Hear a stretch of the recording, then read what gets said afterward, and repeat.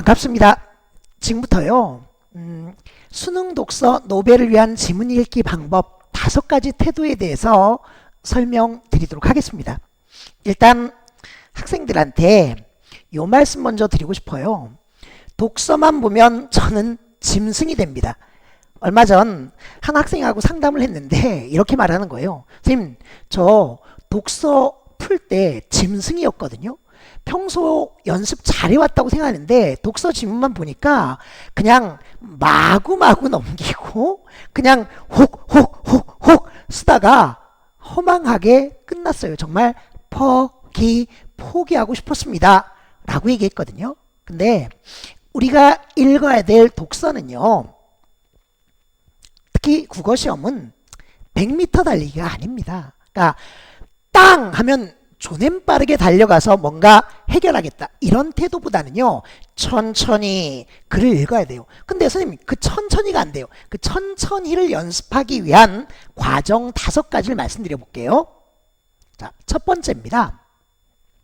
지문 읽기 전에 각 문단 번호를 매기면서 각 문단의 첫 문장에 주어까지 어떻게 천천히 읽는 연습했으면 좋겠거든요. 자, 볼게요. 보통 독서 지문은 4문단, 5문단, 6문단 정도로 응집력 있게 나와요. 그러면 만약 4문단 정도, 5문단 정도라고 하면요, 그 앞에 가볍게 1, 2, 3, 4, 5. 선생님 예쁘게 할까요? 아닙니다. 5문단짜리구나. 그리고 각 문단의 첫 문장이 주어까지 그러면서 요 얘기 하려고 하네? 이런 얘기네? 이런 거 나오네?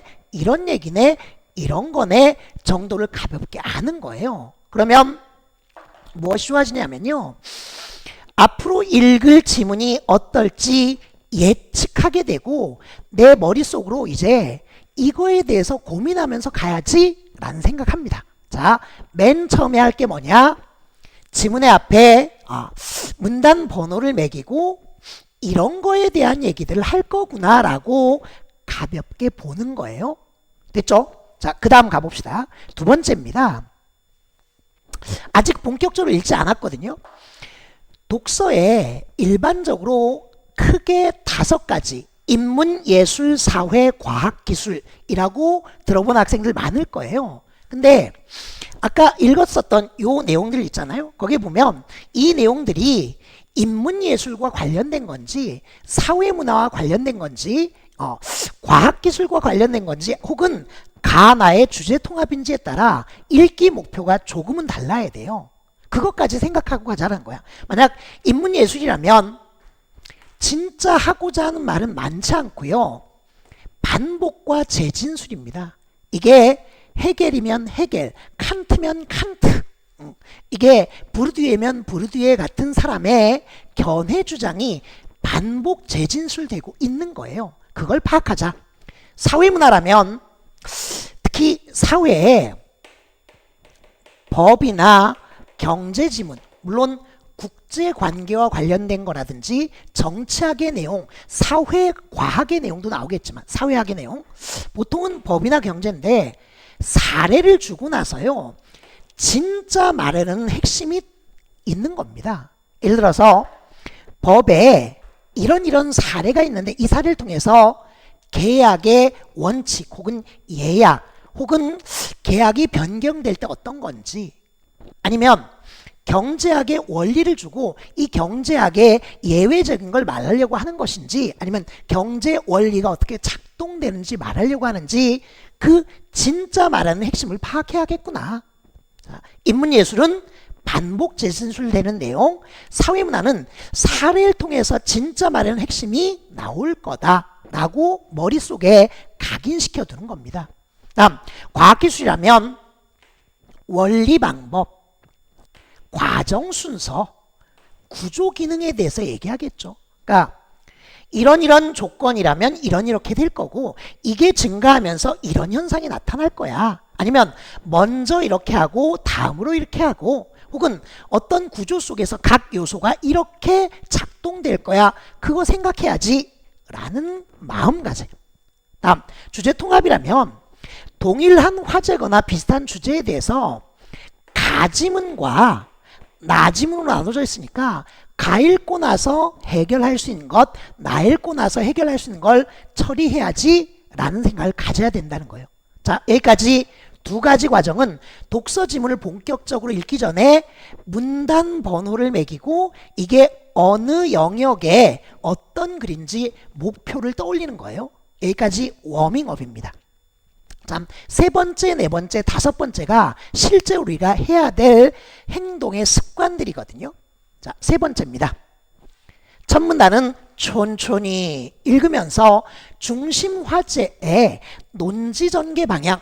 자, 이거 싹 지워볼게요. 그거에 대해서 확인해보자 라는 거예요. 잘 안 지워지네. 볼게요. 첫 문단입니다. 여러분들, 원래 독서는요, 한 수십 페이지짜리 논문을 읽거나 아니면 수백 페이지짜리 책을 꼼꼼히 읽는 거예요. 선생님, 정보화 사회니까 각종 매체에서도 정보를 얻을 텐데 그런 것까지 포함해서 독서 습관이라고 하는 걸 갖추는 걸 평가할 수가 없습니다. 따라서 이 나온 것처럼 하나, 둘, 셋, 넷, 다섯, 네 문단, 다섯 문단, 여섯 문단으로 확인하기 위해서 첫 번째 문단에 밀도 있는 뭔가가 있어요. 그래서 첫 문단은 어떻게 읽자? 천천히.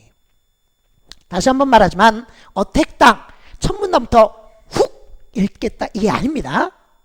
첫 문단을 차분히 읽으면서 앞으로 무슨 내용을 어떻게 전개할지 적극적으로 고민하는데 첫 문단을 잘 이해하면 뒷부분으로 갈수록 빠르고 정확하게 내용을 알게 된다라는 거예요. 자, 이거 잠깐 지우고 예를 좀 들어드릴게요. 예를 들면 이런 겁니다. 2015학년도 수능에 신체호 지문이 있었는데 첫 문단에 어떤 얘기를 하냐면요. 신체호의 역사인식에서 투쟁만 강조하는 줄 알았는데 투쟁과 연대는 모순되지 않는다. 이를 알려면 아의 개념을 제대로 파악해야 된다라고 하고 이게 나중에 네 번째 문단, 다섯 번째 문단에 투쟁과 연대가 왜 모순되지 않는다가 나오거든요. 이런 걸 미리 알고서 천천히 글을 읽기 시작해야 된다는 거야.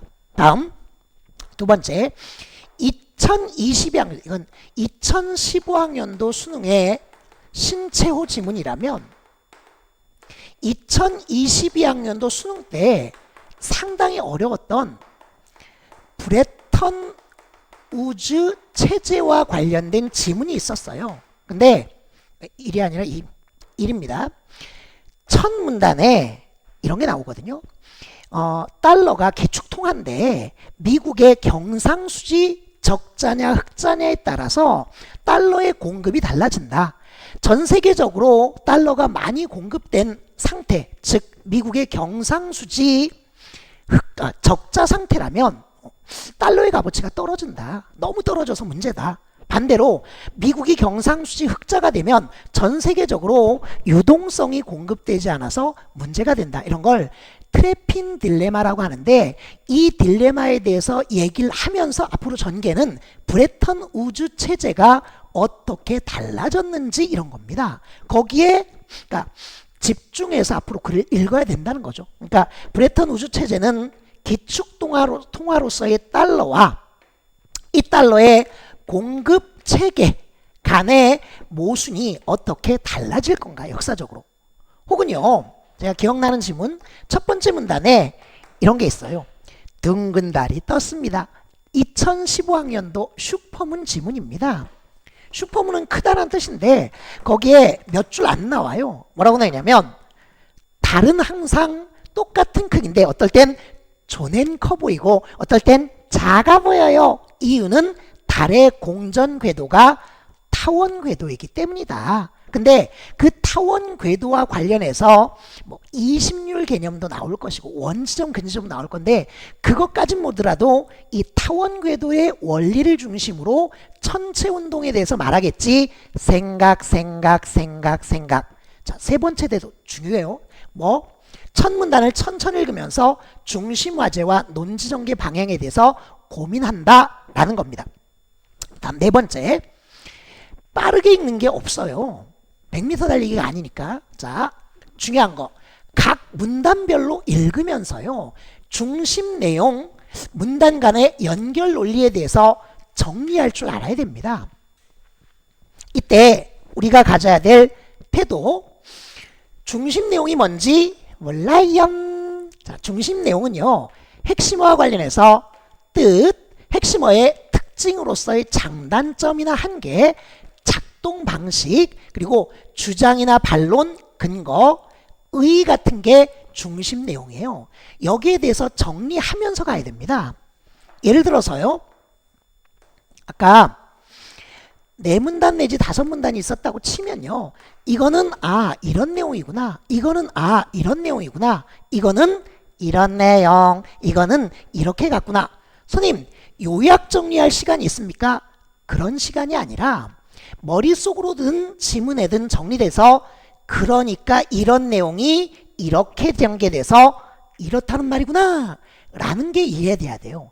속도는 첫 문단은 천천히, 두 번째는 그에 버금갈 정도로 천천히, 세 번째, 네 번째로 갈수록 속도가 조금은 더 빨라질 수 있지만 획기적으로 빨라질 수는 없어요. 다만 이런 거 어떨까요? 단락별로 읽으면서요, 한 단락이 하나의 중심 문장을 갖고 있다고 치면 내용일치 문제를 동시에 풀어갈 수 있습니다. 4문제에서 6문제 세트라면 한 문제 정도는 세부 내용이나 개괄적인 정보를 다루거든요. 그래서 선지를 확인하게 되면 어떤 장점이 있냐, 중심 내용을 기억하는 데도 도움이 되고요, 이게 맞다 틀리다를 정확하게 판단하면서, 두 번째, 시간도 단축될 수 있습니다. 됐나요? 동시에 읽으면서 동시에 푸는 훈련도 필요합니다. 다만 읽기에만 집중한다면 중심 내용을 정리, 생각 속에 넣어놔야 됩니다. 자, 이제 마지막이에요. 5번째, 너무나 당연한 말일 수 있는데, 선생님, 능동적으로 읽기가 뭐예요? 하얀 것은 종이요, 검은 것은 글자구나 라고 생각하는 건 수동적인 겁니다. 그리고 괜히 그냥 빠르게 훅훅훅훅 읽으면 안 돼요. 자, 어떤 거냐면, 능동적으로 읽는 건 핵심 정보에 표시하면서요, 나름대로 정리할 줄 아는 것, 혹은요, 구조도나 그림을 그려보면서 연상하고요, 수식 같은 경우는 직접 써보면서 의미를 이해하려는 태도입니다. 그리고 중요한 거는 천천히 읽으면서 깊게 생각하는 거. 완급 중에 완, 그 다음에 강약 중에 강, 이런 거예요. 선생님, 그게 잘 안 되니까, 그러니까 기출문제를 중심으로 천천히 연습해 나가야 되는 거죠. 자, 그 중에 한 예가 있어서 얘기할게. 올해, 그러니까 2025 대비 모의평가 육모죠. 거기에 보면 이런 게 있었어요. 그러니까 어떤 세포의 구조, 혹은 거기에 전자를 잃고 7개가 어떻게 하면서 연속된 사슬 구조로 뻗어나가는데, 사슬의 양 끝이 아니라 한쪽 끝에서 가고 다른 쪽 끝에서 가서 2개가 붙는 거였거든요. 근데 학생들은 사슬의 양 끝, 이쪽하고 이쪽이라고 착각한 겁니다. 그런 걸 극복하기 위해서라도 이런 게 필요합니다. 됐나요? 이제까지 5가지 태도에 대해서 얘기했는데, 다시 한번 정리해 볼까요? 읽기 전에 2가지, 뭐냐, 문단별 번호를 매기면서 화제를 파악하고, 이게 인문, 사회, 과학, 기술, 예술 중에 어떤 지문인지 읽기 목표를 상기하는 것. 더 나아가 첫 문단은 천천히 읽으면서 중심 화제하고 논지 전개 방향을 파악하고 문단별 중심 내용을 정리할 줄 알 것. 그러면서 동시에 푸는 문제를 풀어도 되고요. 마지막으로 항상 읽기 전, 읽기 중, 읽기 후에 능동적인 태도가 필요한데, 중요한 내용은 깊이 고민하고 구조도나 수식까지도 정확히 이해할 줄 알려고 노력할 것입니다. 됐나요? 앞으로 학생들이 내가 독서 노베니까 이런 생각 말고요, 천천히 기출을 중심으로 연습하면서 5가지 태도 갖추기 바랍니다. 고맙습니다.